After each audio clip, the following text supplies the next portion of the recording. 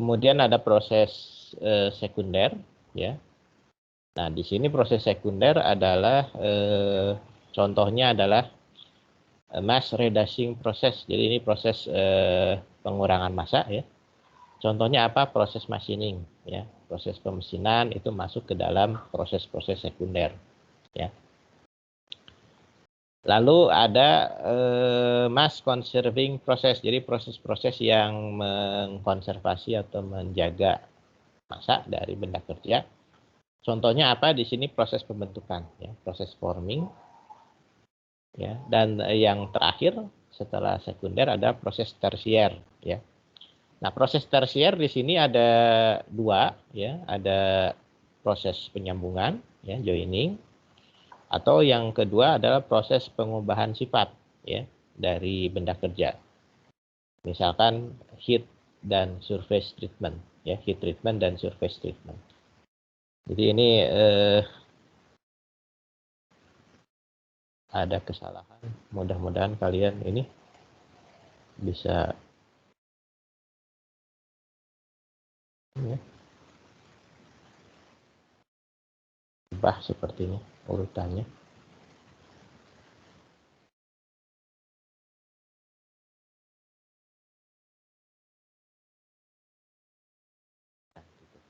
Ini, ya. Jadi ini biasanya proses-proses yang ada, ya, proses-proses yang berlaku, ya, di industri, ya. Jadi ada proses primer, sekunder, dan tersier, ya. Nah, yang disebut di sini yang erat kaitannya dengan kuliah ini adalah proses surface treatment, ya. Jadi ini sebetulnya adalah proses tersier, ya. Jadi lebih ke proses akhir biasanya, ya. Makanya kadang di beberapa buku sering disebut surface finishing, ya, atau surface modification, ya. Karena dari sisi urutan proses ini adalah proses ketiga, gitu ya, atau proses terakhir, ya. Namun tidak mengurangi, ya, pentingnya proses ini, ya. Jadi itu proses yang berlaku. Kemudian tadi sedikit disinggung di situ bahwa proses tersier yang di sini yang kita sebut pengubahan sifat, ya, baik heat treatment maupun surface treatment itu adalah proses-proses yang tidak mengubah bentuk, ya, proses-proses yang tidak mengubah bentuk, atau nama lainnya, ya, non-shaping proses, ya. Sedangkan proses-proses tadi misalkan machining, ya, forming atau joining itu umumnya merubah proses, merubah bentuk, ya, merubah bentuk.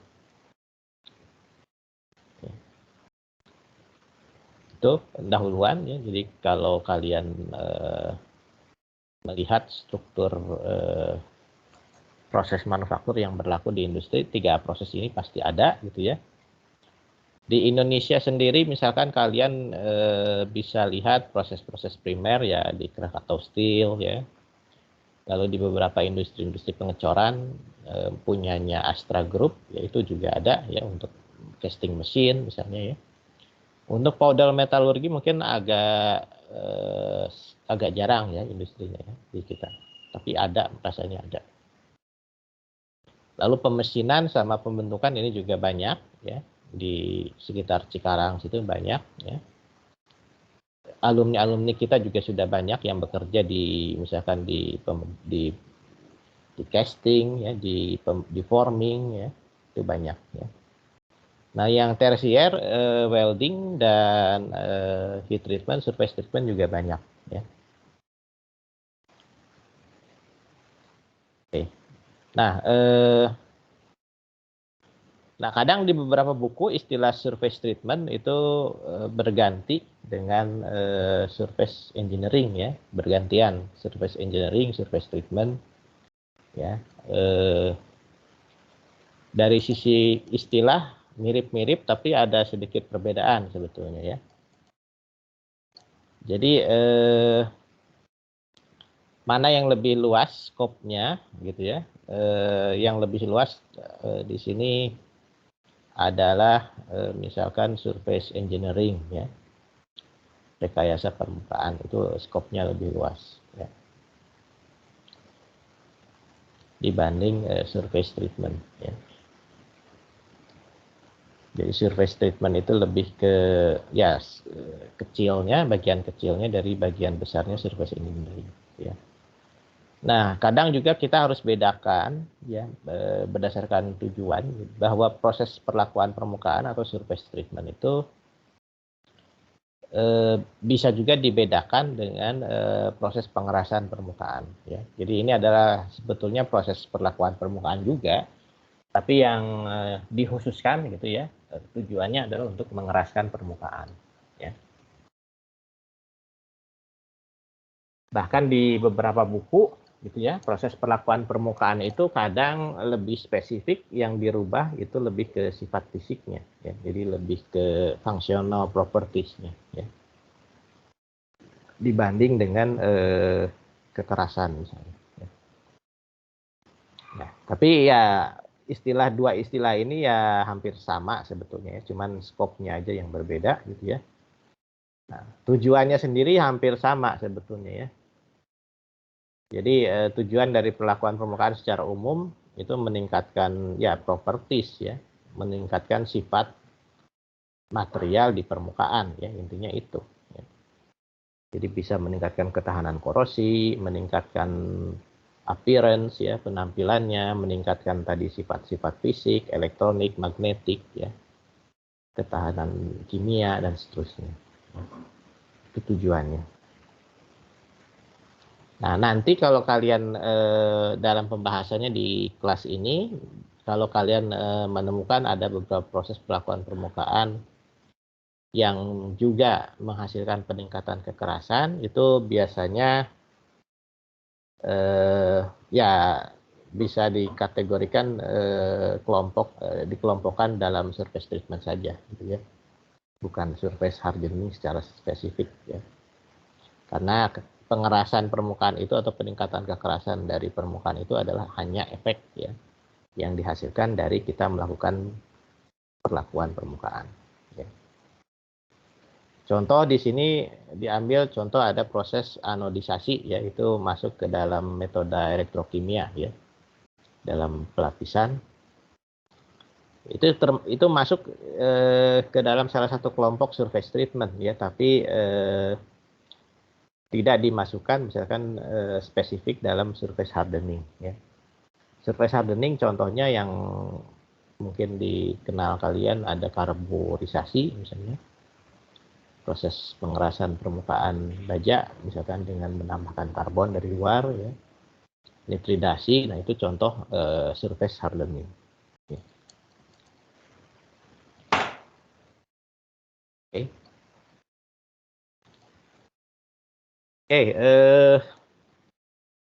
Kita lihat lagi definisi dari surface engineering secara umum ya.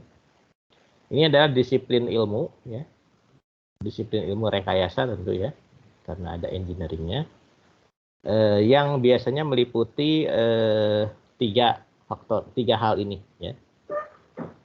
Jadi surface engineering adalah disiplin ilmu yang meliputi satu, proses pembuatan lapisan di permukaan ya. Lapisan di sini juga ada dua jenis ya, yang nanti bisa kalian kenali. Ada yang kita sebut superficial layer, ada yang kita sebut coating ya. Bedanya ya kalau coating lapisannya ada di permukaan material ya, umumnya seperti itu, ada di permukaan substrat gitu ya. Itu coating namanya. Lalu ada superficial layer, itu lapisan tapi dia berada biasanya masuk ke bawah permukaan substrat ya, itu kita sebut superficial layer. Jadi surface engineering adalah disiplin ilmu yang meliputi satu, proses pembuatan lapisan di permukaan yang diproduksi dengan tujuan untuk tadi ya, kebutuhan penerapan teknologi dan penggunaan sehari-hari ya. Nah, surface engineering juga meliputi fenomena-fenomena yang berkaitan dengan rekayasa permukaan. Jadi bukan hanya ke ke metode pelapisannya saja gitu ya, tapi ke misalkan cara memprosesnya, cara membuat lapisannya ya, pengembangan peralatan untuk pelapisannya itu masuk ke dalam bidang ini, surface engineering ya. Lalu yang ketiga meliputi efek ya atau kinerja yang diperoleh dari lapisan yang dibuat. Di disiplin ilmu yang meliputi yang ketiga adalah efek dan kinerja. Jadi mempelajari ya, mempelajari karakteristik tadi sifat mekanik, sifat fisik, ya sifat elektronik dari lapisan yang dibuat. Jadi kalau saya sederhanakan, yang ke satu meliputi proses pembuatan lapisannya, yang kedua meliputi pengembangan teknologi pelapisannya, ya, termasuk peralatan di situ. Yang ketiga meliputi karakterisasi sifat dari lapisannya, ya, kurang lebih seperti itu. Ya, itu definisinya. Nah, bidang garapannya sendiri atau aktivitas area dan aktivitasnya sendiri itu bisa disederhanakan. Misalkan di sini ada 4 ya. Pertama mempelajari pembentukan, proses pembuatan dari lapisan ya. Kemudian mempelajari cara merancang, mendesain ya lapisan ya. Mempelajari cara menggunakan atau mengaplikasikan lapisan tersebut di mana ya aplikasinya. Yang terakhir melakukan penyelidikan, penelitian bagaimana sih karakteristik dari lapisan tersebut ya. Jadi itu kurang lebih 4 area ini yang dipelajari di surface engineering ya. Jadi kalau kalian baca literatur, jurnal ya banyaknya di 4 bidang ini, dari desain ya, aplikasinya, lalu karakteristik lapisannya ya dipelajari, dan yang terakhir satu lagi adalah proses pembentukannya ya.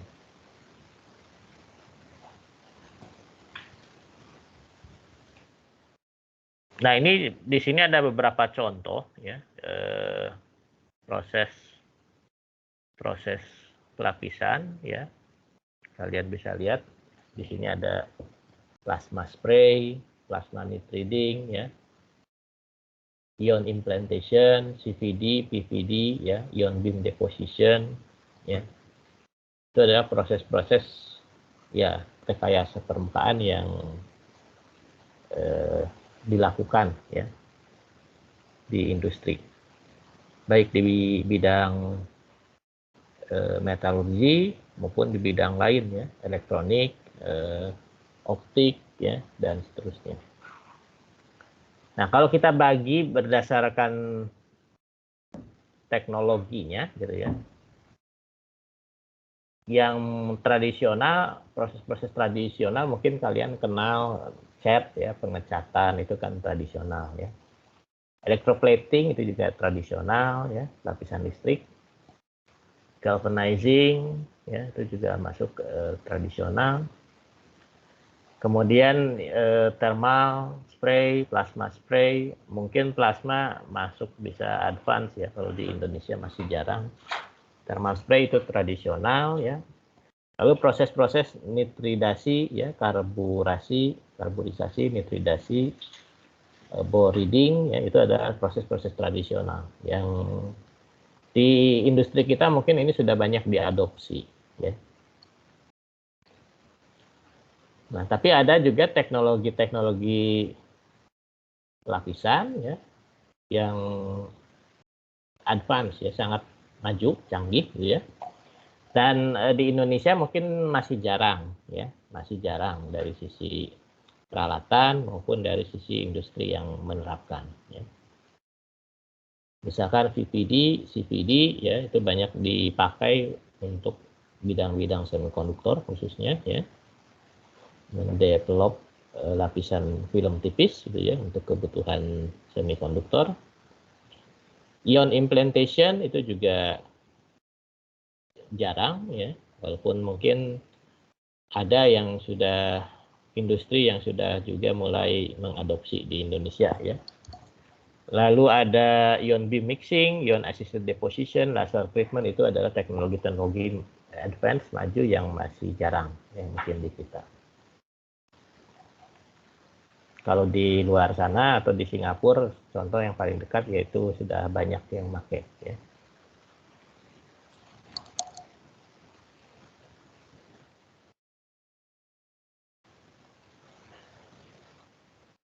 Nah, kalau kita kelompokkan berdasarkan medium ya.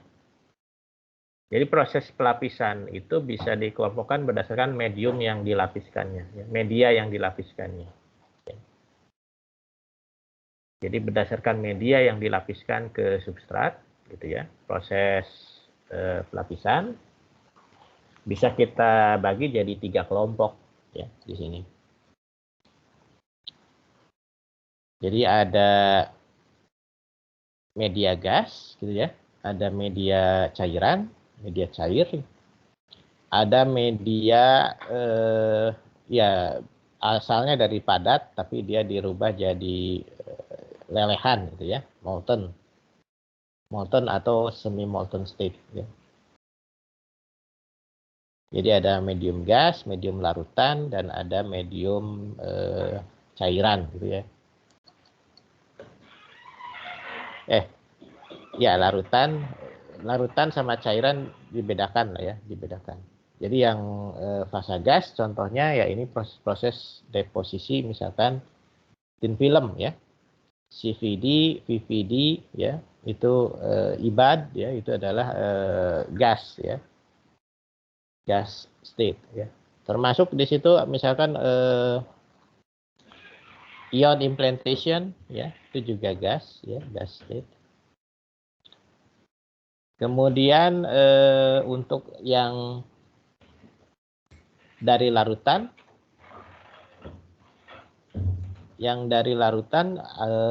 di sini ada electrochemical deposition, di situ masuk ya metode elektrokimia misalnya, electroplating ya, di situ masuk kelompok di situ.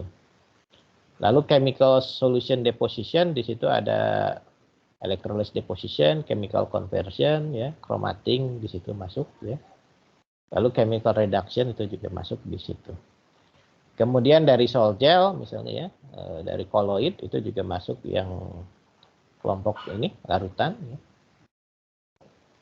Lalu yang kelompok ketiga adalah lelehan atau cairan logam ya. Misalkan ya thermal spray, laser ya, varian-varian laser itu masuk kelompok ketiga ya. Jadi itu kalau kita lihat dari medium pelapisnya, media pelapisnya gitu ya. Yang serbuk ya biasanya serbuk itu dikonversi dulu ya, bisa jadi jadi lelehan ya. Thermal spray itu kan sebetulnya dari serbuk atau dari kawat ya, padatan. Cuman harus dikonversi dulu jadi cairan ya, jadi lelehan. Di teknik lain misalkan di karburisasi itu juga dari arang misalnya ya, pada serbuk arang, cuman dikonversi juga jadi gas ya, dipanaskan sehingga dia menguap ya jadi gas. Jadi secara umum ada 3, dari gas, dari larutan maupun dari lelehan ya. Kalau kita lihat dari media pelapisnya. Nah, itu pengelompokan berdasarkan media. Lalu yang sekarang kita lihat di sini bisa juga proses ini dikelompokkan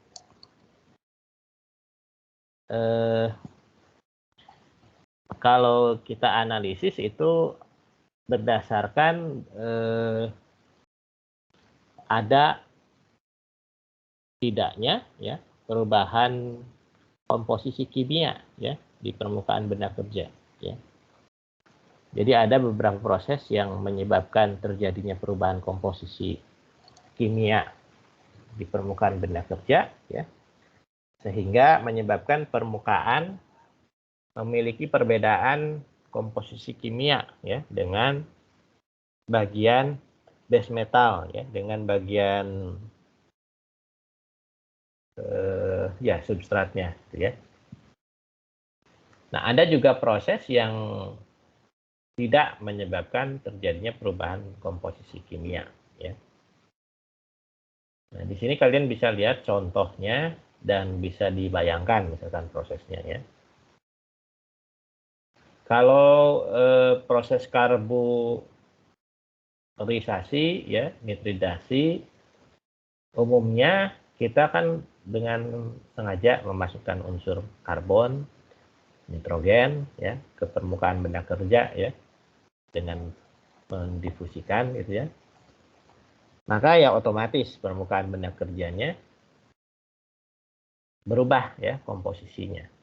Dari yang asalnya karbonnya 0,1% misalkan naik jadi 0,6% misalnya.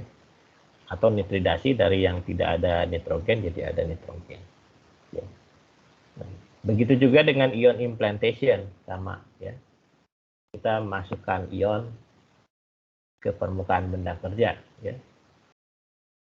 Dengan sengaja gitu ya, menyebabkan ada perubahan komposisi. Itu yang jelas terlihat gitu ya, bisa kalian bayangkan ya. Nah, tapi ada juga yang tidak sama sekali menyebabkan perubahan komposisi kimia ya. Contohnya apa? Misalkan kalau kita melakukan proses seperti shot pinning ya, burnishing ya. Jadi ini metode mekanik dua proses tersebut. Ya, itu tidak terjadi perubahan komposisi, yang ada paling terjadi perubahan distribusi tegangan sisa misalnya ya, tapi tidak merubah komposisi di situ. Begitu juga dengan proses flame hardening ya, induction hardening misalnya ya. Itu kan hanya menaikkan temperatur di permukaan saja ya. Tidak merubah komposisi ya, tapi hanya merubah temperatur ya. Nah, mungkin sampai situ dulu, silakan kalau ada yang mau ditanyakan ya terkait bagian kedua ini ya, di minggu kedua.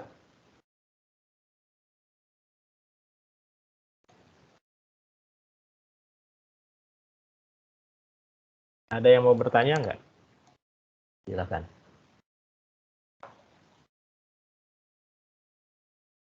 Coba videonya di-on kan ya, videonya di-on kan semua. Biar ya sebetulnya kalian bisa lihat juga di itu ya, di EduNext slide-nya sudah ada ya.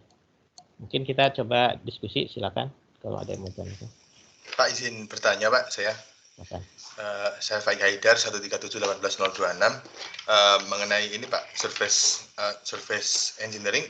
Apakah tadi kan dijelaskan mengubah komposisi dan tidak terjadi perubahan komposisi. Berarti kalau yang tidak terjadi perubahan komposisi itu bisa dikatakan pasti strukturnya berubah gitu Pak ya berarti.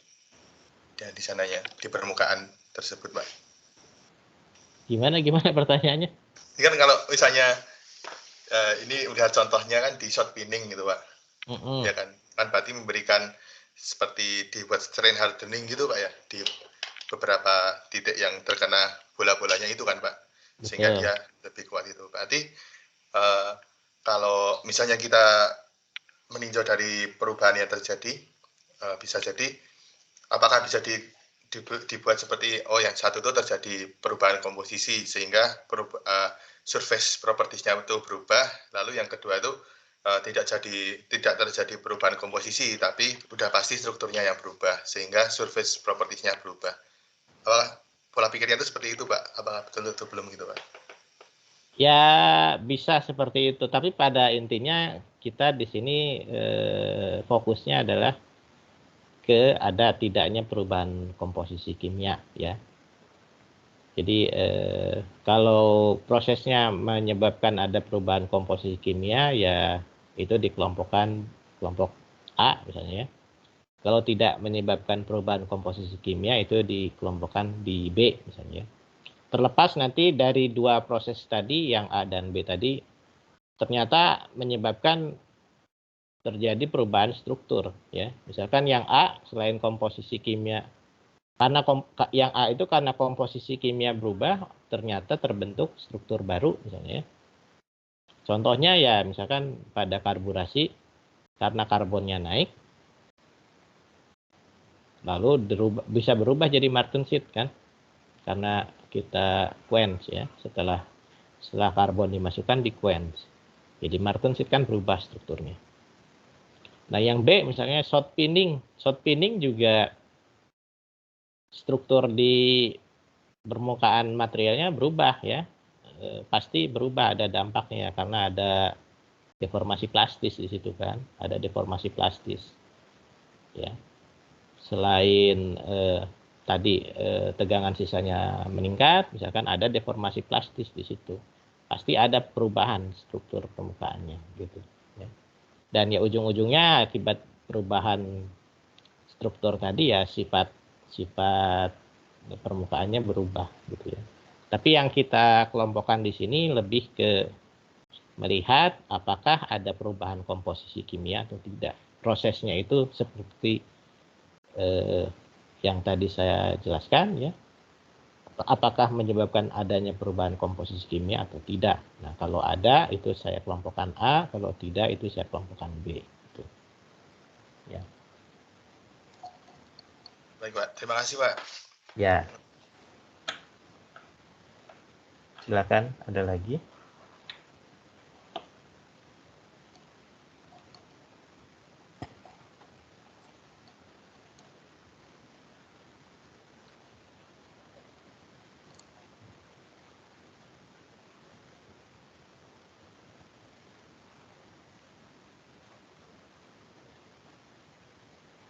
Ada lagi yang mau bertanya? Silakan. Mau bertanya lagi Pak sebenarnya Pak. Iya, iya, silakan. Kalau misalnya kita mengatur kekasaran permukaan Pak, itu termasuk surface engineering atau bukan Pak? Bisa kekasaran. Misalkan kalau kita tadi modifikasi kekasaran permukaannya misalkan dengan shot blasting ya.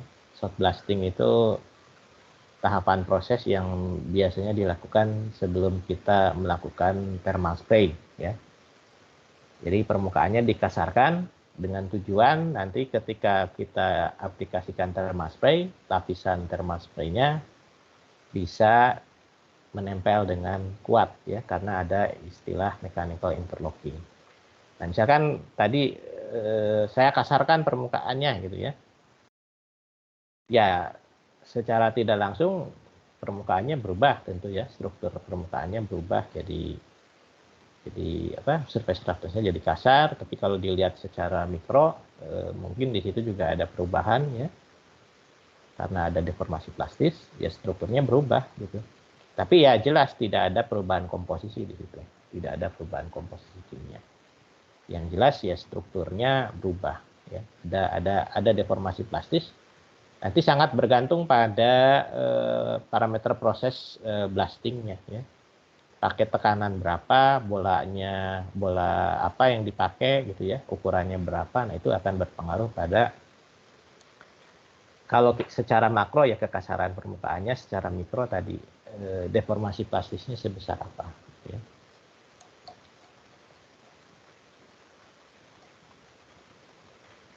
Ya, silakan. Ada lagi?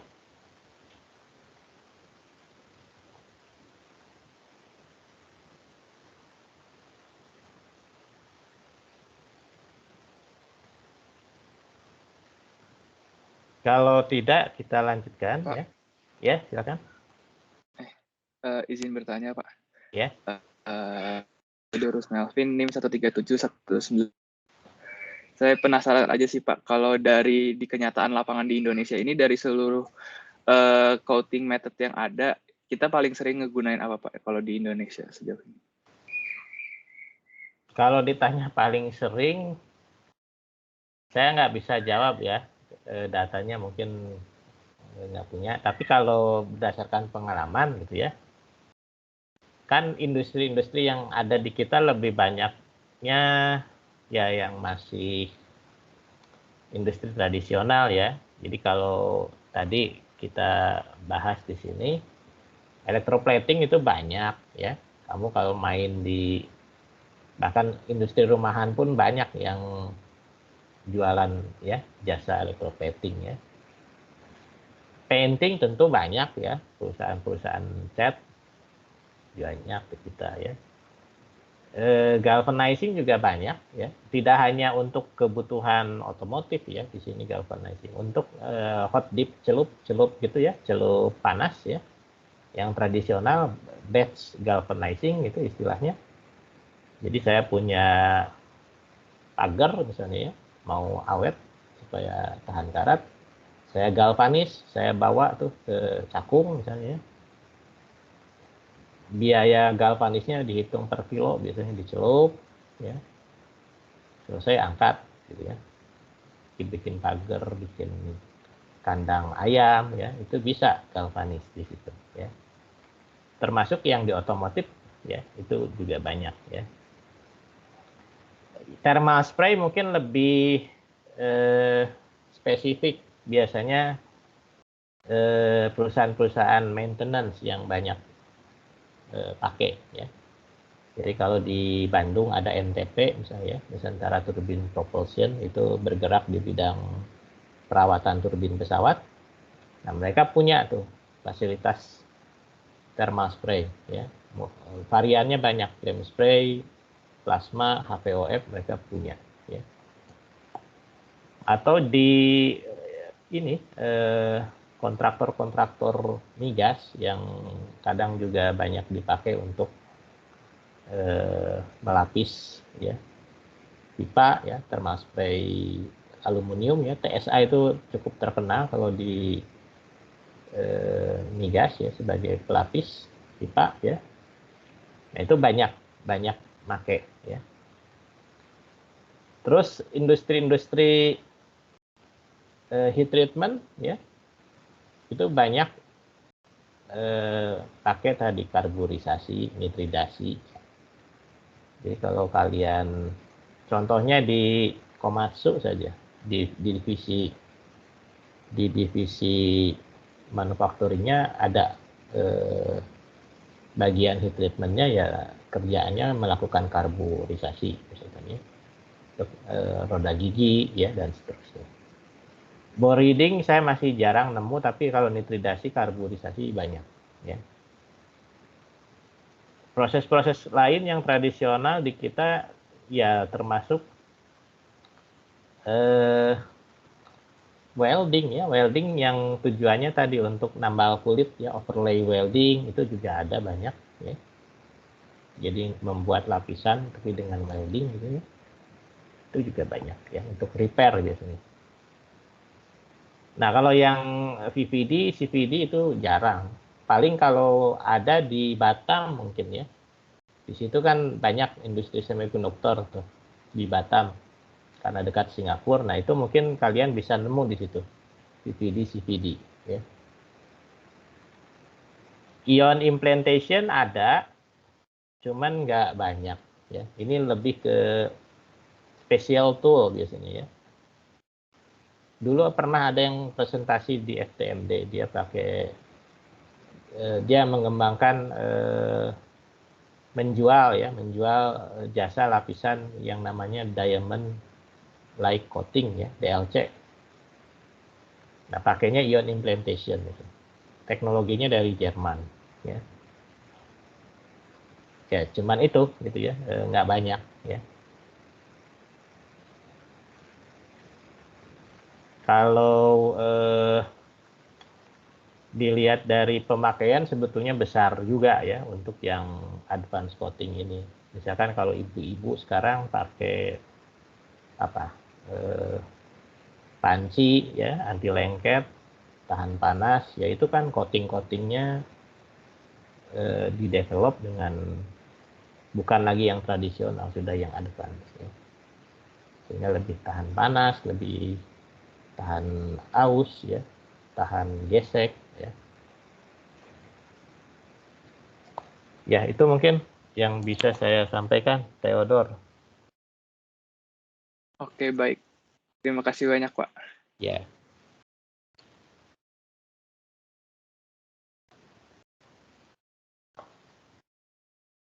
Mohon izin bertanya, Pak. Iya, silakan.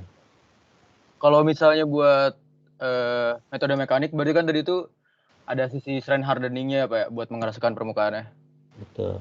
Nah, kalau misalnya seperti itu, berarti kan terjadi deformasi. Maksud saya, gimana kita tetap mempertahankan dimensinya sesuai dengan keinginan desain awal, Pak?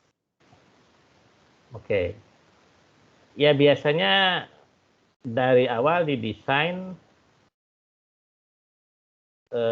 dimensinya itu agak dilebihkan sedikit gitu ya, sehingga kalaupun ada proses tersier dilakukan itu toleransinya masih bisa istilahnya diterima ya. Jadi kalau ada sedikit perubahan gitu ya, perubahan dimensi karena tadi ada pemrosesan dalam hal ini pelapisan, tetap hasil akhirnya itu dimensinya masih ditoleransi gitu ya, masih bisa diterima. Jadi didesain dari awal ya. Tidak by accident gitu ya. Dan biasanya kalaupun ada perubahan dimensi, kalau proses-proses seperti tadi short pinning itu relatif minim ya. Perubahan dimensinya sangat minim ya, karena tidak besar ya. Kalaupun ada perubahan dimensi itu skalanya tidak sampai milimeter ya, paling mikron atau ya nano gitu ya, tidak berubah banyak. Dan tentu di awal didesain bendanya atau benda kerjanya didesain sudah sedikit dilebihkan gitu ya. Jadi tidak dipas ya, tidak dipas dari awal. Dia harus mempertimbangkan proses-proses tadi sekunder, tersier ya.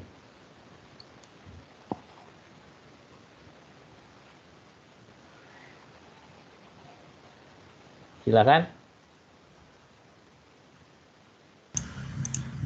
Oh, izin bertanya, Pak. Ya. Pasien 04. Ini kan tadi waktu di definisi service engineering Bapak menyebutkan kalau proses pembuatan lapisan di permukaan itu ada dua, yang superficial layer dan coating. Nah, yang dijelaskan tadi jenis teknologinya sama klasifikasinya itu apakah yang sama proses yang berdasarkan terjadi atau tidaknya perubahan kimia itu tadi, itu apakah coating aja atau ada yang superficial layer, Pak? Kalau ada itu yang mana ya, Pak? Ya, secara umum nantinya kalian bisa bedakan ya, bisa bedakan. Superficial layer tadi saya sampaikan bahwa lapisannya itu biasanya ada di bawah permukaan substrat gitu ya, jadi dia masuk ke substrat. Sedangkan coating itu biasanya lapisannya berada di permukaan substrat ya. Proses-proses nanti seperti karburisasi, nitridasi, kalau kamu bayangkan prosesnya kan memasukkan unsur lain ya, karbon, nitrogen, termasuk ion implantation juga memasukkan ion ya di situ. Ya umumnya itu lapisan yang terbentuk lapisan superficial ya. Jadi dia posisi lapisannya itu di bawah permukaan substrat ya. Tidak berada di atas substrat gitu ya. Termasuk proses-proses lain ya, ada di situ nanti selain karburisasi, ya umumnya ini kan karburisasi, nitridasi itu kan proses-proses termokimia ya, masuk kelompoknya ya. Nah, sedangkan yang tadi coating ya, atau mungkin layer ya, coating layer itu di atas permukaan substrat. Yang paling gampang misalkan ya electroplating ya, kemudian galvanizing ya, hot dip. Nah itu bisa ada di atas biasanya. di atas permukaan substrat terbentuk lapisannya. Ya. Termasuk thermal spray juga di atas, ya, di atas substrat permukaan lapisannya terbentuk. Ya. Jadi itu contoh, ya, contoh beberapa kemungkinan tadi lapisannya apakah kategorinya superficial atau coating, ya, istilahnya. Oke, baik, terima kasih Pak. Ya, sama-sama. Nah, kemarin tuh saya rencananya mau ngeset kuis, ya, tapi hari ini mungkin tidak, ya, karena bahannya masih belum banyak. Jadi rencana kuisnya minggu depan itu kita mulai jam 9.50, ya, dan selesai jam 10, ya. Itu kuis pertama kalian nanti disiapkan 9.50 sampai jam 10 menit, ya, kuisnya. Oke, mungkin saya teruskan dulu.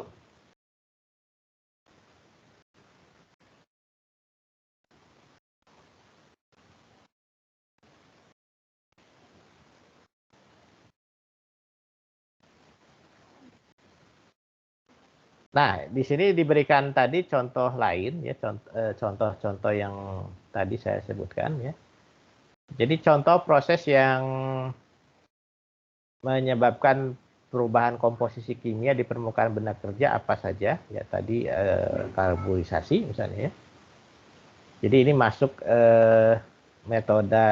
masuk ke dalam metode termokimia, ya. Secara umum, ya, metode termokimia itu menyebabkan terjadinya perubahan komposisi kimia, ya. Contohnya, ya, metode karbonisasi, nitridasi, ya, dan metalisasi secara umum, ya. Metalisasi dengan metode termokimia, ya. Jadi ada chromizing, ya, lalu ada aluminizing, ya.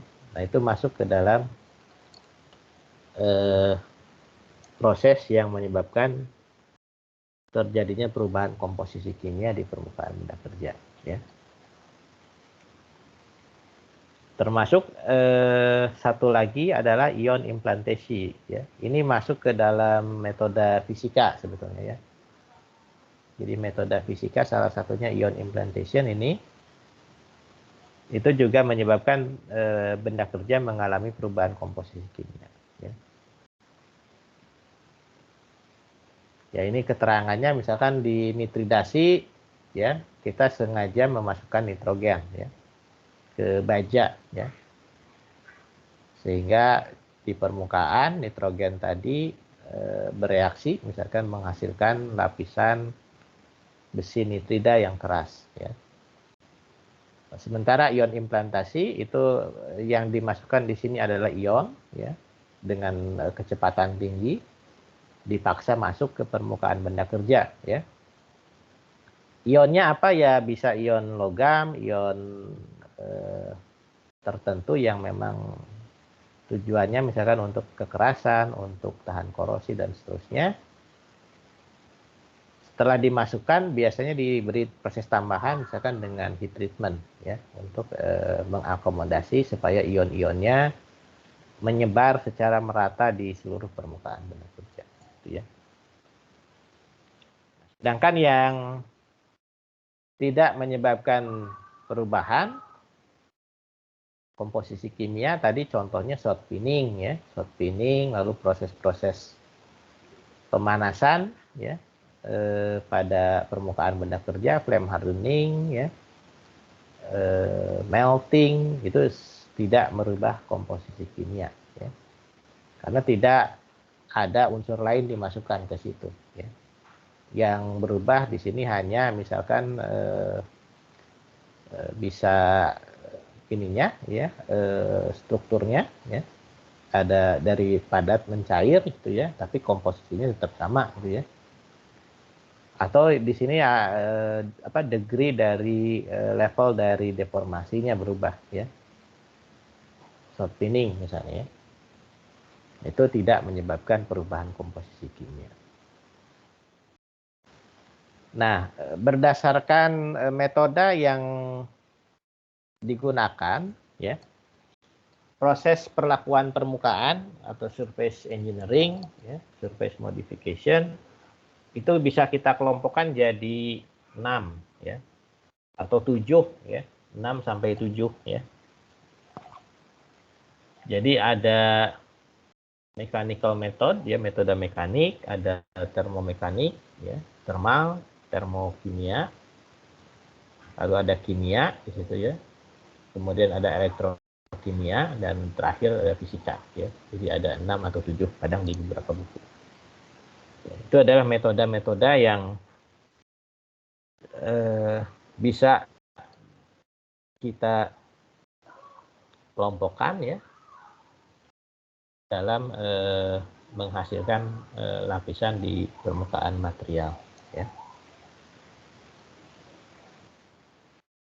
Nah, kalau kita lihat dari metode yang tadi disebutkan, ya, ada mechanical, thermomechanical, thermal, ya. Kita bisa lihat karakteristik setiap metode tersebut, ya, di sini, ya.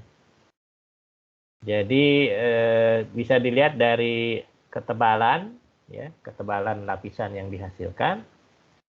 Lalu kita bisa juga lihat dari tipe lapisannya, ya, tipe lapisannya. Ya. Untuk ketebalan, misalkan kita bisa lihat metode mekanik itu lapisannya itu bisa berkisar dari rentang 1/100, ya, 0,01, ya, 0,01 mili sampai beberapa mili, ya. Termomechanical kita bisa lihat itu 1/10 mikron, ya.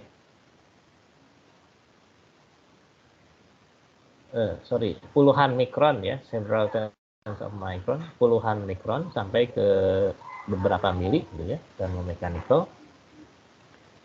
Lalu yang thermal, ya, itu 0,01 mili, ya, sampai ke beberapa milimeter, ya.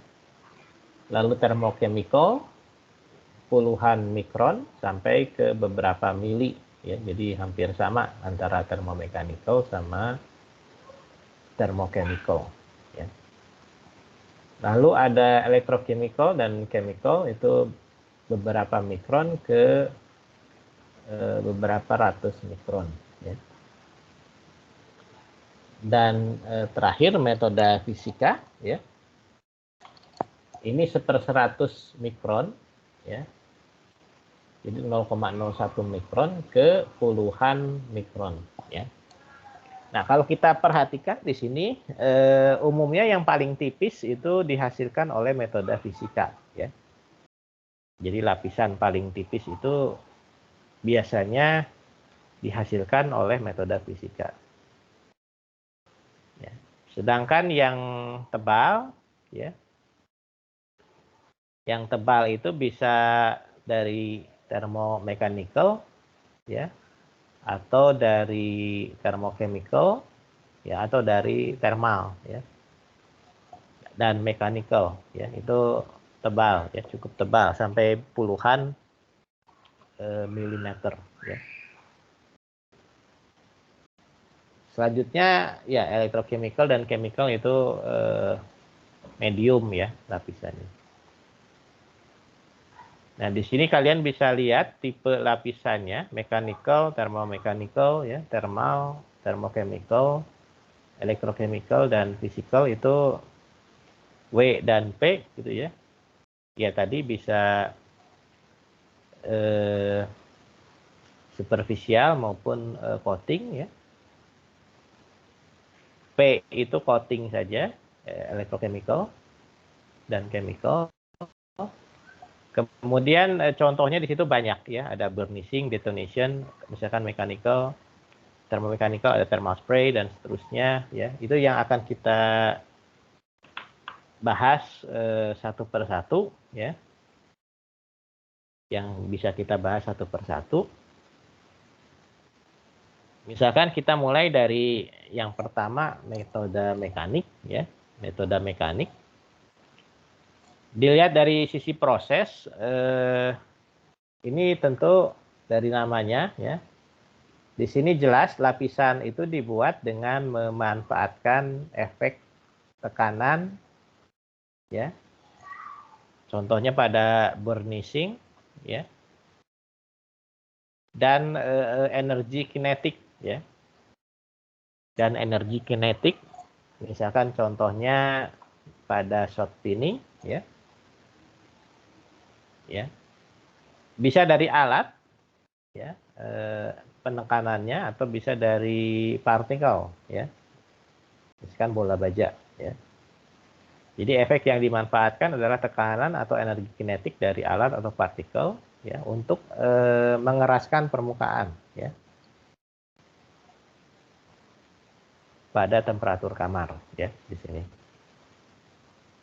Contoh prosesnya shot pinning, burnishing, explosive hardening misalnya.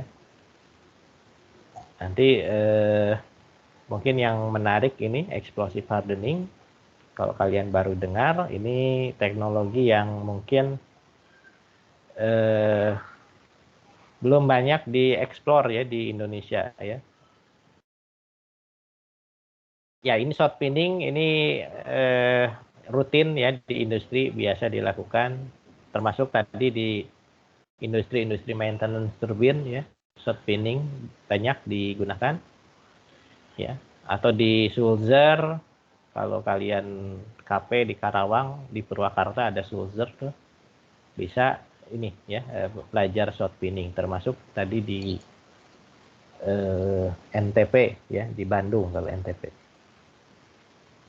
Jadi dari sisi proses ini ya permukaan benda kerja dibombardir ya. Dibombardir berulang kali dengan sejumlah besar bola baja ya, bisa bola baja, bola di sini gelas ya, atau dengan keramik ya. Keramik ya. Yang menghasilkan lekukan ya atau ikan atau notch ya, tumpang tindih di permukaan benda kerja. Ya. Ukuran bolanya sendiri biasanya berkisar antara 0,125 sampai 5 mm ya. Dan menyebabkan deformasi plastis ya pada permukaan hingga kedalaman 1,25 mili ya. Nah, karena deformasi plastis yang dihasilkan itu tidak seragam di seluruh permukaan benda kerja atau di seluruh bagian benda kerja, proses ini menyebabkan timbulnya residual stress ya. Biasanya residual stress-nya yang tekan ya. Ya karena modenya tadi tekanan ya tentu residual stress-nya tekan di permukaan benda kerja. Nah, adanya residual stress tekan ini menguntungkan ya, menguntungkan. Karena bisa menutup retak, void, cacat yang ada di permukaan benda kerja ya. Dengan residual stress tekan ini bisa ketutup ya. Sehingga kalau ketutup tadi void, crack ya.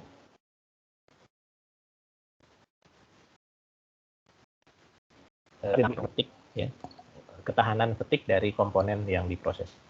Karena itu biasanya ya ini lazim digunakan tadi di turbin misalnya ya, shot pinning ini, atau di roda gigi dan seterusnya. Ya. Nah ini contoh ya ini contoh mekanisme ininya ya, mekanisme pembentukan residual stress-nya ya. Yang A, di sini A. Jadi kita lihat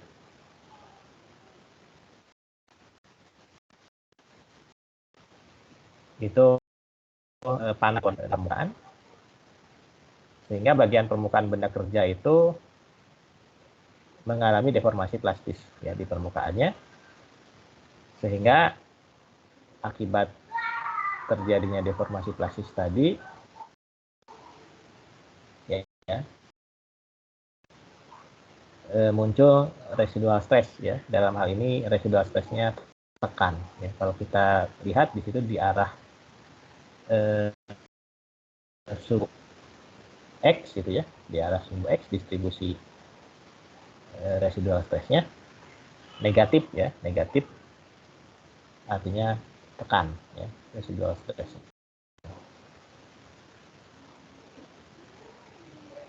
Nah, lalu di sini contoh dampak ya, dampak dari perlakuan ini ya ke di sini kekerasan ya, kekerasan dari permukaan ya.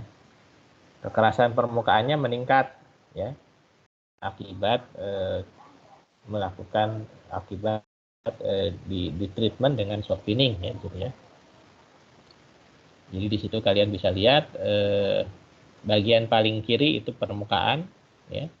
Lalu semakin ke kanan itu kedalaman 1 mili, kedalaman 2 mili dari permukaan ya. Kekerasannya bisa kita lihat ya di permukaan itu bisa meningkat yang asalnya misalkan 400 knup ya di substrat bisa naik ke 600 knup ya di permukaan. Ya. Nah, ini yang konvensional ya, konvensional shot pinning. Nah, shot pinning juga bisa digunakan dengan menggunakan laser ya. Ada namanya laser shock pinning ya. Dalam hal ini benda kerja itu dikenai laser yang berdenyut ya. Jadi dia ada denyutnya lasernya. Ya. Laser di sini yang power ininya besar ya, kekuatannya besar, daya tembusnya yang digunakan.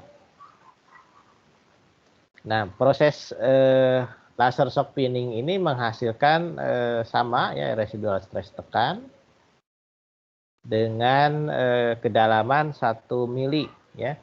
Lalu deformasi plastisnya itu 1% ya, kurang dari 1%. Intensitas laser yang digunakan sendiri range-nya dari 100 sampai 300 joule per centimeter persegi. Kemudian durasi dari gelombangnya, gitu ya, gelombang lasernya itu 30 nanosecond, ya, 30 nanosecond.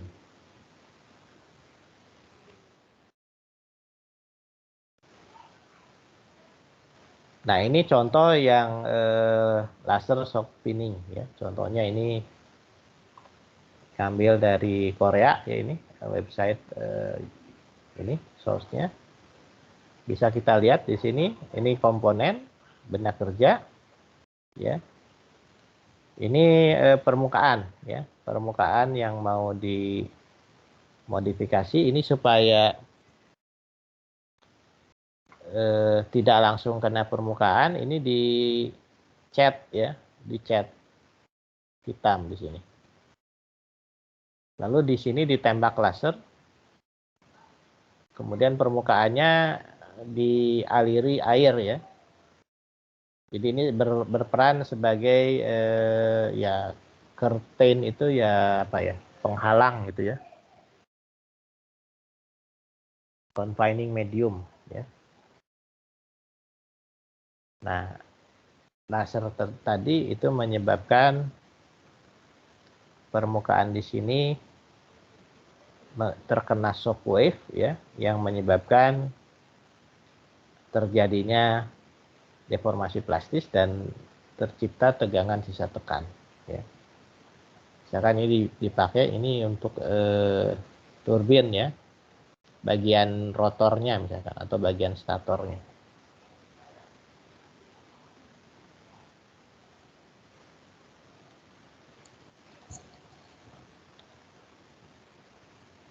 Ya, ini detail shock pinningnya sendiri ya.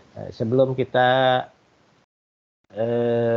bahas laser shock pinning, ini perbedaannya dengan shot pinning ya. Jadi shot pinning kalau kita visualisasikan hanya satu bola, gitu ya. Ini permukaan, Nah, ini adalah yang diarsir ini adalah daerah yang mengalami tekanannya. Daerah yang mengalami penekanan atau daerah yang mengalami deformasi plastis. Ya. Jadi ini masuk ke dalam kategori cold working process ya sebetulnya. Jadi proses pengerjaan dingin artinya dilakukan di bawah temperatur kristalisasi ya. Akibatnya dari proses ini dihasilkan tadi ya kompresi residual stress ya. Jadi lapisan dengan tegangan sisa tekan gitu ya. Dan tentu merubah sifat mekanik dalam hal ini kekerasan, ketahanan petik ya dari logam yang di treatment ya. Prosesnya tadi sudah kita bahas ya dengan cara menembak permukaan benda kerja menggunakan bola. Ya, di sini bisa logam, gelas atau keramik ya, partikel keramik.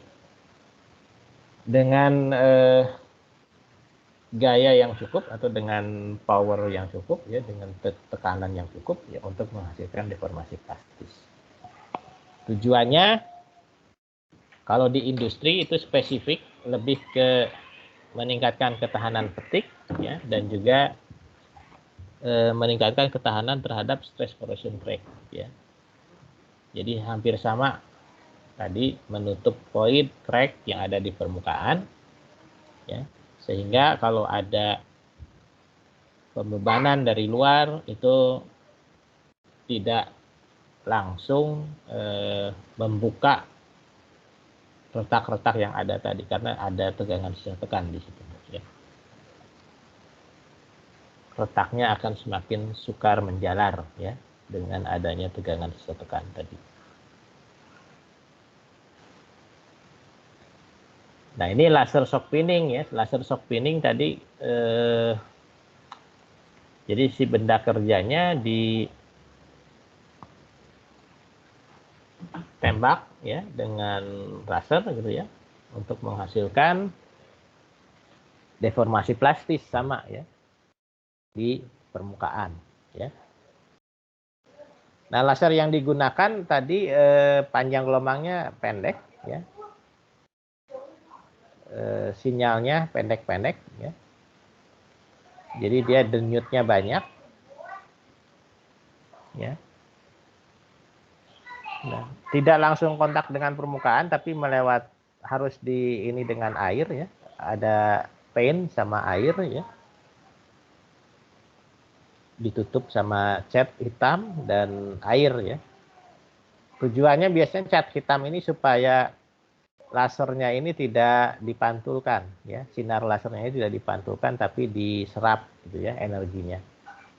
Air fungsinya bisa sebagai pendingin ya dan juga untuk ini confinement ya. Jadi membuat si lasernya itu lebih terfokus gitu ya sehingga bisa meningkatkan shock wave intensity. Jadi intensitas gelombangnya gitu ya itu bisa meningkat dengan adanya lapisan air ini ya. Sedangkan tadi cat ya yang berwarna hitam tujuannya untuk menyerap laser dan sekaligus memproteksi permukaan logam dari kerusakan ya yang disebabkan oleh laser karena daya tembusnya sangat besar ya, powernya besar. Nah, parameter yang banyak dikendalikan pada laser shock pinning diantaranya ini ya, bisa dari intensitas laser ya, bisa dari power, bisa dari misalkan jarak ya. Nah, kalau kita bandingkan LSP dengan shock pinning konvensional dilihat dari 4 faktor ini, intensitas misalnya ya. Dari sisi intensitas LSP itu sangat tinggi ya, intensitas residual stressnya. Kemudian kedalamannya juga lebih dalam 10 kali. Lalu dilihat dari surface topografi atau apa istilahnya? topografi itu ya kerataan permukaannya gitu ya. LSP ini tidak menyebabkan tadi ya lekukan gitu ya yang biasa disebabkan oleh shot pinning itu tidak kelihatan pada LSP ya. Tapi dampak residual stressnya besar ya LSP ini. Kemudian yang keempat istilahnya temperature relaxation ya. Jadi lapisan deformasi atau residual stress ini sangat sensitif terhadap temperatur ya. Pada shot pinning biasa, begitu permukaannya mengalami pemanasan, biasanya residual stressnya bisa cepat menghilang. Tapi kalau LSP itu bisa mempertahankan residual stressnya, ya, pada temperatur yang lebih tinggi dibanding shot pinning biasa. Ya, itu contoh perbandingan antara LSP dengan shot pinning. Tapi memang LSP di Indonesia mungkin nggak ada, ya, atau jarang. Ya. Terakhir ini dari sisi umur lifetime itu bisa meningkatkan umur komponen 10 kali ya. 10 kali. Ya, dengan LSP umur komponen naik 10 kali atau bisa dipertahankan 10 kali lebih tinggi dibanding dengan kalau kita berikan perlakuan shot pinning biasa saja ya. Nah, ada varian lain, ada water jet pinning ya, water jet pinning. Nah, itu mungkin tambahan, silakan kalian nanti baca ya. Jadi ada shot pinning biasa, ada laser shock pinning, ada water jet pinning ya. Kemudian yang keempat ada ultrasonic pinning ya. Jadi ini menggunakan gelombang ultrasonik ya. Yang metode mekanik pertama ya, yang mungkin kita ulas di situ. Nah, yang kedua itu yang juga banyak ya dipakai di industri, ada yang namanya burnishing ya, atau roller burnishing istilahnya.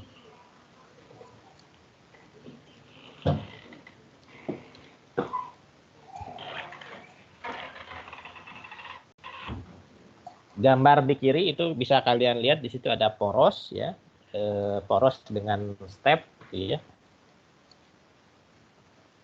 Step di sini ya diameternya berubah ya, yang kecil jadi yang besar gitu ya. Itu ada step, tapi ini poros ya, dia berputar. Nah, bagian stepnya ini itu biasa hanya di treatment burnishing dulu ya. Biasanya sudah didesain, biasanya dia punya fillet ya di situ supaya tidak terjadi konsentrasi tegangan. Diberikan fillet. Nah, bagian filletnya itu biasanya juga diberi tambahan perlakuan burnishing istilahnya ya. Jadi dalam hal ini permukaan komponen itu ditekan ya, ditekan oleh suatu roller ya, yang keras. Prosesnya masuk ke dalam kategori cold work ya, pengerjaan dingin. Nah, proses burnishing ini tidak hanya bisa dilakukan pada poros ya, tapi bisa digunakan pada berbagai komponen ya, dengan permukaan datar, silinder atau kerucut ya. Jadi itu kelebihannya. Adanya penekanan pada bagian fillet ya, pada permukaan benda kerja itu nantinya bisa meningkatkan kualitas permukaan ya. Car mark ya, fitting itu bisa hilang ya, bisa dihilangkan ya. Dan selain itu ya, secara ada penekanan juga muncul kompresi residual stress di permukaan ya. Ya, contoh gambar di kiri itu kita bisa melakukan burnishing di bagian fillet pada poros ya, atau stepped poros, step shaft istilahnya. Dengan penekanan menggunakan roll itu dihasilkan kompresi residual stress, bisa meningkatkan umur ketik bagian step tersebut. Ya. Itu burnishing ya, metode mekanik lain. Nah tadi dalam prakteknya burnishing ini bisa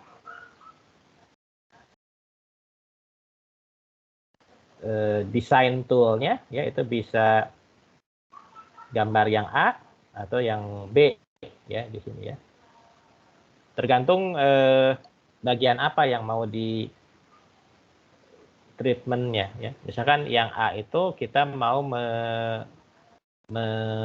modifikasi permukaan yang di bagian dalam ini ya.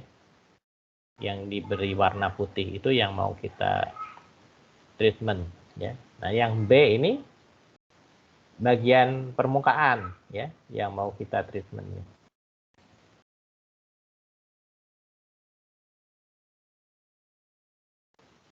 Jadi kerucut ya. Jadi ya ini seperti polishing ya, dipoles gitu ya. Jadi permukaannya dipoles pakai roller tapi di sini bedanya ya.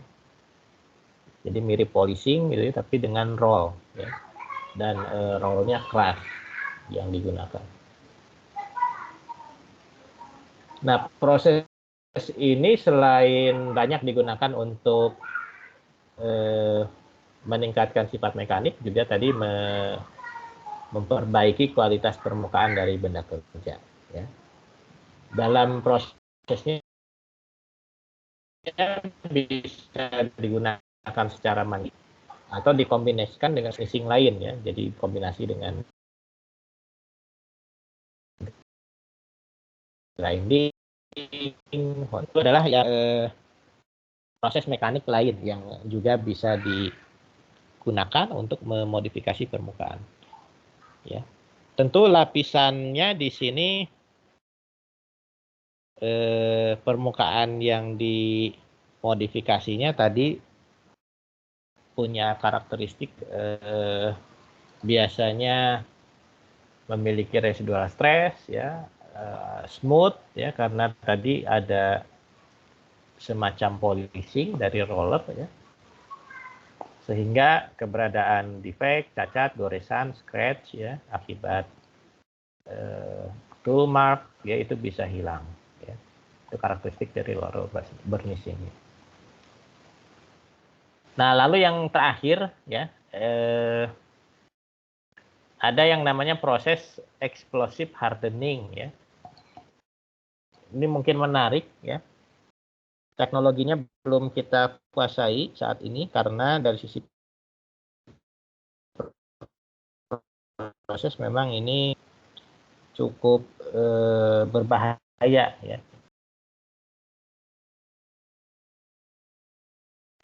Untuk di posisinya dari pemukiman warga ya. Jadi di tempat terpencil pengujiannya explosive hardening ini.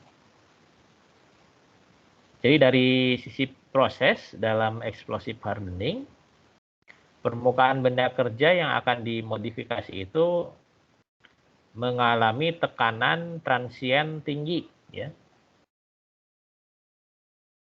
Melalui atau akibat ya penempatan dan peledakan ya dari suatu lembaran lapisan ya yang diposisikan di dekat permukaan benda kerja biasanya ya. Nah, tekanan kontak yang dialami benda kerja itu bisa sampai 35 gigapascal ya. Dan waktu penekanannya bisa bertahan sampai 3 mikrosecond ya. Nah, dengan proses ini kekerasan permukaan benda kerja bisa mengalami peningkatan yang sangat besar ya. Jadi bisa mencapai misalkan kalau di sini diaplikasikan di baja ya. Ini salah satunya untuk komponen rel kereta api yang namanya wesel atau dalam bahasa Inggris turnout ya. Nah, itu bisa mengalami peningkatan kekerasan yang besar ya. Kemudian dari sisi deformasi, perubahan dimensinya relatif kecil ya, kurang dari 5% ya. Jadi itu kelebihannya ya. Nah ini kalau kalian nanti jalan-jalan rel kereta api, lihat bagian yang runcing ini.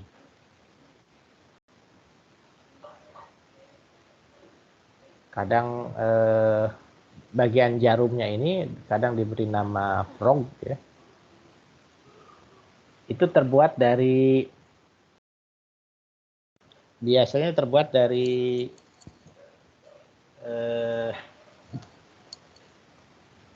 baja ya. Ini bagian ini dicor ya, baja manganis ya. Baja mangan itu ya dicor. Nah, supaya kekuatannya atau kekerasannya tinggi, tadi diberi perlakuan tambahan berupa explosive hardening. Ya. Bagian cross ini itu punya persyaratan tadi harus tahan aus ya, karena nanti akan sering dilewati roda kereta api. Ya. Nah, supaya dia tahan aus, baja mangannya ini diberi tambahan explosive hardening. Kekerasannya bisa naik ya hingga sampai ke hampir 700 ya hardness Brinell hardness, tapi pakai yang indentornya yang dari tungsten di situ ya, bukan yang bola baja biasa ya. Nah, kalau kalian nanti kerja di industri kereta api atau ya jalan-jalan, kalian lihat bagian ini, bagian jarumnya ini. Ya. Pindad dari dulu disuruh buat ya bagian wesel ini, itu tidak berhasil ya, tidak berhasil. Kalau dari sisi pengecoran ini bisa ya dilakukan, tapi meningkatkan kekerasannya supaya sesuai dengan spek ya itu tidak bisa, karena ini tidak menguasai teknologi ini explosive hardening ini ya. Jadi pengerasannya pakai bahan peledak ya, jadi bahan peledaknya ditempatkan di atas sini ya, di permukaan sini, lalu ada ditempatkan di situ semacam ininya lembaran penumbuknya ya, yang nanti ketika diledakkan dia secara tidak langsung mengimpak gitu ya, mengimpak permukaan dari frog ini ya. Nah itu mungkin untuk metode mekanik ya, karena kita punya setengah jam waktu. Silakan kalau ada yang mau ditanyakan.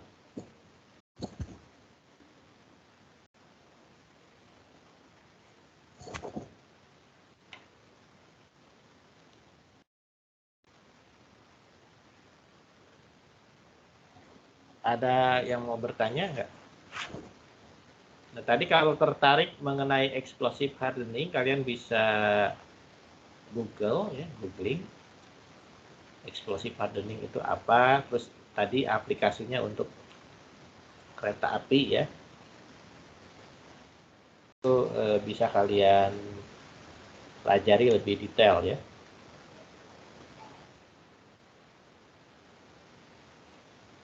Jadi untuk turnout ya atau frog ya,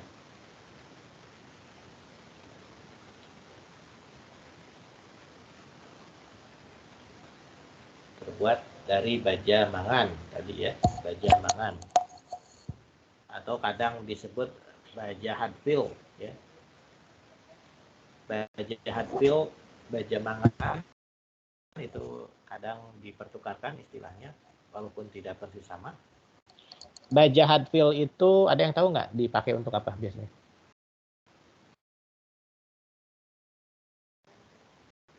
Pernah cerita dosen, pernah dengar cerita dosen?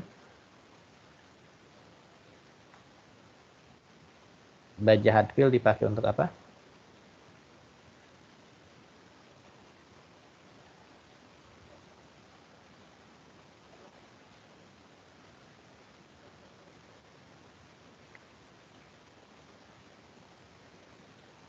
Ayo.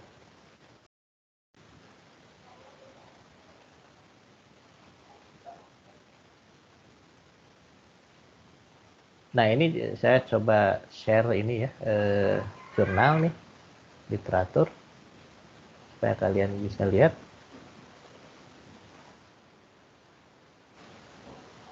Jadi ini kalau ini di Czech Republic ya, ada peneliti yang meneliti ini explosive hardening pada railway probe yang terbuat dari baja Hadfield atau baja mangan ya. Ini tadi bagian yang mau dikeraskan ini ya, cross di sini, probe ya namanya. Nah, ini lokasi explosive hardening probe areanya ya. Bagian jarumnya ini nih, terutama. Ya, itu yang bagian yang akan dikeraskan dengan explosive hardening ya. Posisinya kenapa itu perlu keras ya, karena ini nanti banyak bergesekan dengan roda kereta ya. Ini kan bagian di mana jalur bisa dirubah ya. Jadi kereta itu jalurnya bisa dirubah dengan adanya cross ini. Ya. Nah, ini dampaknya ya, hasil kekerasannya. Sebelum diledakkan atau sebelum dikeraskan dengan explosive hardening, kekerasannya paling 228 ya, HBW ya misalnya. Hardness Brinell dengan tungsten indentor ya. Jadi tidak lagi pakai bola baja ya. Kalau pakai bola baja nanti indentornya bisa rusak ya, karena ini sangat keras ya. Baja mangan ini keras. Nah, biasanya pakai tungsten, bolanya bola tungsten. Sebelum dikeraskan 228 ya, paling tinggi 217. Setelah dikeraskan dengan explosive hardening itu bisa sampai 280 ya. 2 kali itu bisa di atas 300. Oke, sorry tadi bukan 680 tapi 280 ya, atau sampai di atas 300. Nah, kita nggak bisa sampai sana ya, karena belum menguasai teknologi ini, explosive hardening. Ya memang dari sisi proses juga cukup bahaya ya. Kalau belum punya pengalaman susah. Ada yang mau diskusi, bertanya silakan.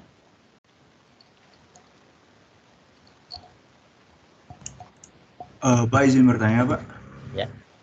Untuk roller burnishing tadi tuh rollernya tuh pakai material apa ya Pak? Terus bukannya kalau misalnya kita kalau saya bayanginnya kalau misalnya pakai roller ini tuh juga bakal dibarengi sama perubahan profil permukaan gitu Pak. Benar atau enggak Pak?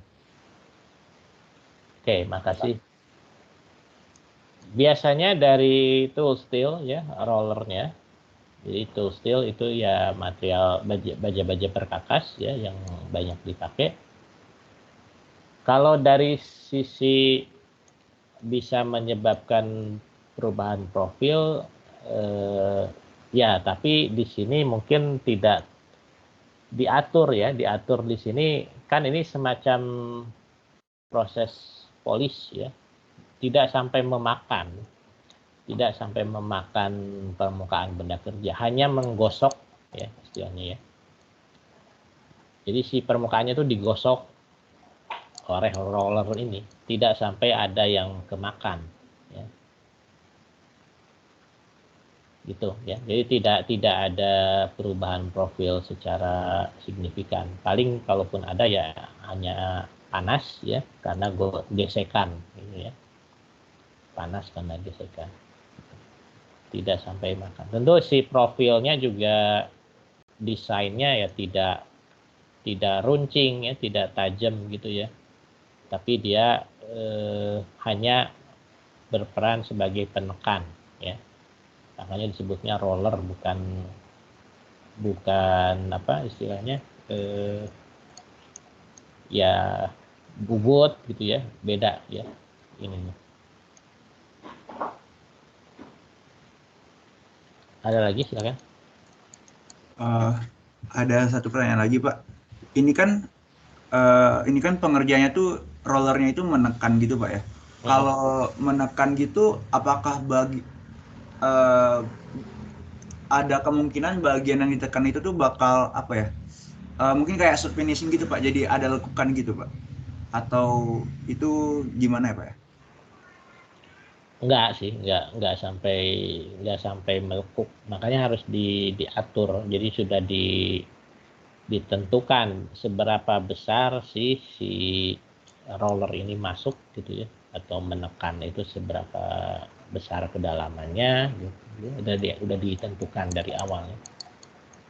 Dan harus diperhatikan juga kan ada gesekan antara roller dengan benda kerja ya.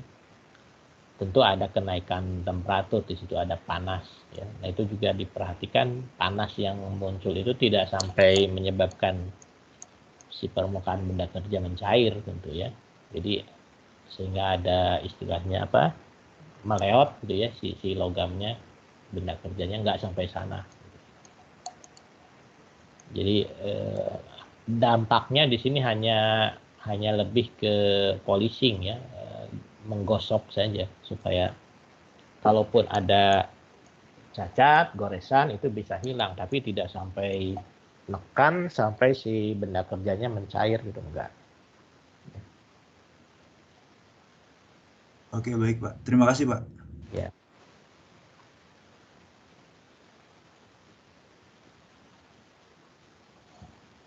Silakan, ada lagi?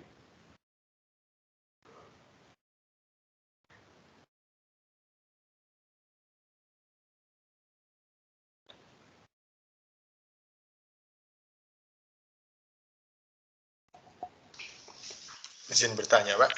Ya, silakan. Mengenai yang explosive hardening, Pak, itu karena masih baru sekali buat saya. Baru tahunya kalau mungkin dari forming, Pak, itu explosive forming tuh pernah terbayang seperti itu.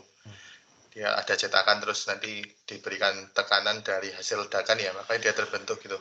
Kalau explosive hardening ini, saya juga barusan nyari di internet, belum ketemu, Pak. Tapi saya mau tanya, kalau kita melakukan explosive hardening itu, apakah yang dikeraskan itu semua bagiannya, atau dia cuma di bagian yang ini, Pak, tadi Bapak sampaikan jarumnya itu, Pak, yang mungkin crossingnya ya. Untuk relnya itu, untuk keretanya, roda keretanya itu, Pak.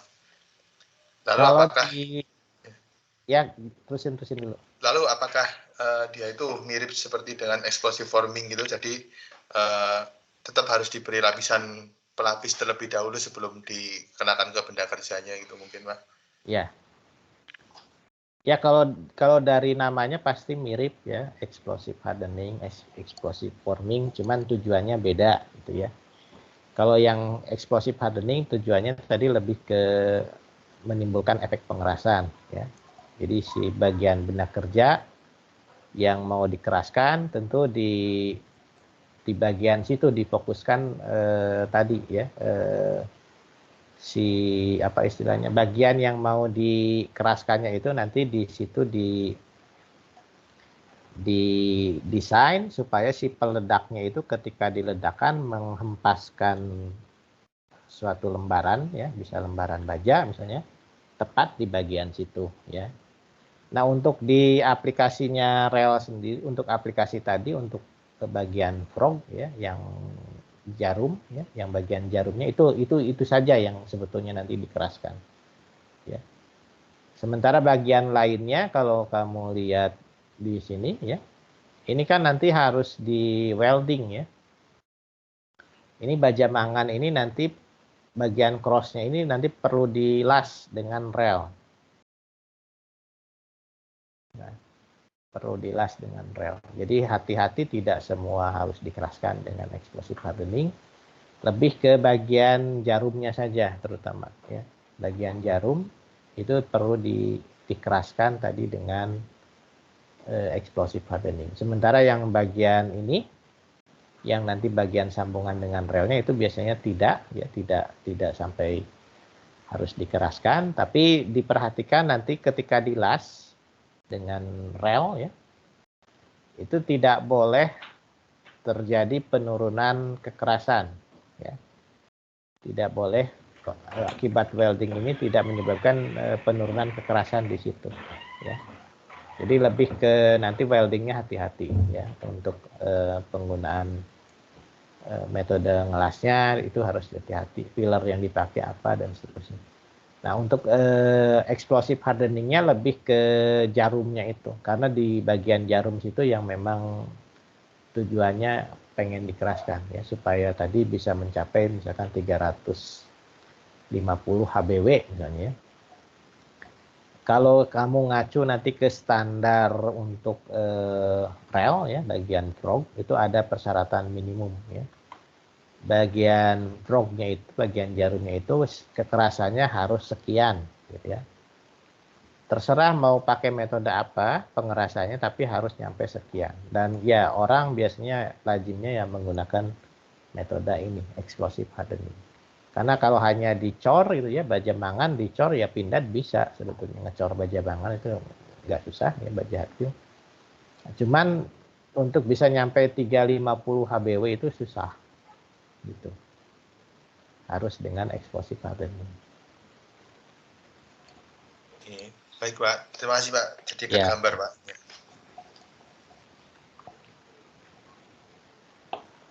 Misi Pak, mau nanya Pak, untuk metode explosive hardening ini hampir mirip dengan explosive welding tidak ya? Sama. Jadi kalau kamu membahas explosive welding, setup-nya itu kan saya punya benda kerja, ini peledaknya gini ya, misalkan bersudut gini ya. Nah, nanti ketika diledakkan yang bagian penumbuk ini akan puk gitu. Nah, itu mirip ya, mirip. Oke Pak, terima kasih. Ya.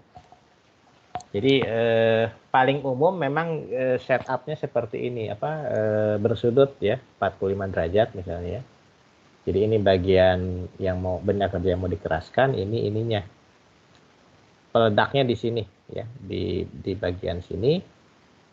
Ketika diledakkan, si bagian ini akan menumbuk ini dengan keras.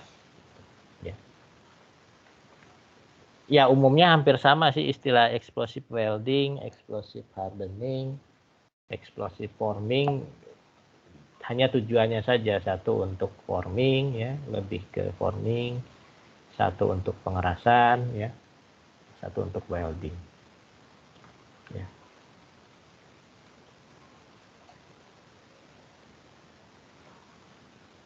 Dari sisi proses memang belum banyak diadopsi di industri kita ya, karena ini prosesnya spesial. Di luar sana juga nggak semua lazim melakukan ya, hanya industri-industri tertentu saja. Misalkan kalau di rel ya, ini dilakukan karena rel kita itu kemarin yang untuk proyek proyek revitalisasi menghidupkan kembali jalur lama itu ya. Pernah dengar nggak? PT KAI punya proyek untuk menghidupkan kembali jalur-jalur lama itu ya. Dari jalur khususnya yang misalkan kalau kalian pernah dengar dari jalur selatan iya, jalur utara pun iya ya. Tapi yang kemarin itu lebih peruntukannya jalur selatan kalau nggak salah. Revitalisasi jalur lama itu dihidupkan kembali. Nah, sehingga punya banyak kebutuhan tuh pemerintah kita rel ya. Rel termasuk ya cross-crossnya ini. Nah, salah satu yang supply itu dari Cina ya, dari pemerintah Cina, negara Cina. Dia nyuplai rel, nyuplai frognya juga gitu ya. Waktu itu saya sama tim ya dari material itu diminta sama DevHub mendampingi ya, melakukan pengujian termasuk ini melihat ya proses yang dilakukan di sini explosive hardening. Yang saat itu berkesempatan langsung melihat itu untuk explosive hardening kalau nggak salah Pak Bambang sama Pak Rohim ya, almarhum Pak Rohim. Kalau saya lebih ke rel ya, pengujiannya, spesifikasi dan seterusnya, masuk ke lab-labnya. Nah itu ya di sana di bagian yang melakukan pengujian explosive hardeningnya itu jauh posisinya, pabriknya sendiri jauh dari mana-mana. Kenapa ya? Karena memang berbahaya gitu ya, tidak sembarangan dilakukan. Saat itu mungkin almarhum Pak Rohim ya, sama Pak Bambang yang bisa melihat ya. Jadi itu ya di prosesnya seperti itu ya, tidak sembarangan. Kenapa Pindad belum berhasil ya, belum menguasai teknologi ini ya, explosive hardening. Oke, kita sudah 9.46 nih sekarang. Ada pertanyaan lagi nggak? Nah, mungkin di EduNext ya, saat ini belum terlalu lengkap ya ininya modul pembelajarannya. Saya hanya saat ini modul sudah ada, cuman belum saya sertakan video-video ya terkait. Mungkin nanti kalau ada waktu senggang saya masukkan video-video juga yang berkaitan dari YouTube ya, untuk memperkaya ini ya pembelajaran kalian. Minggu depan siap-siap kuis pertama ya. Kuis pertama di situ nanti kita akan membahas mengenai metode termomekanik khususnya ya. Jadi kalian silakan belajar.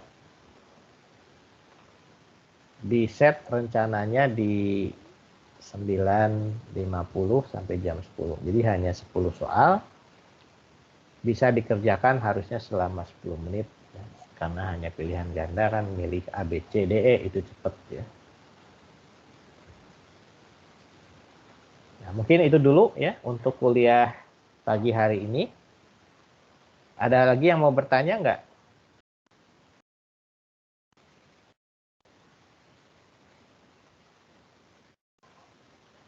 Kalau tidak ada, kita sudahi ya. Kalau video ini direkam, nanti rekamannya bisa kalian lihat di MS Team ya. Terima kasih atas perhatiannya. Assalamualaikum warahmatullahi wabarakatuh. Waalaikumsalam. Terima kasih banyak Pak. Terima kasih banyak. Ya. Terima kasih Pak. Terima kasih banyak Pak.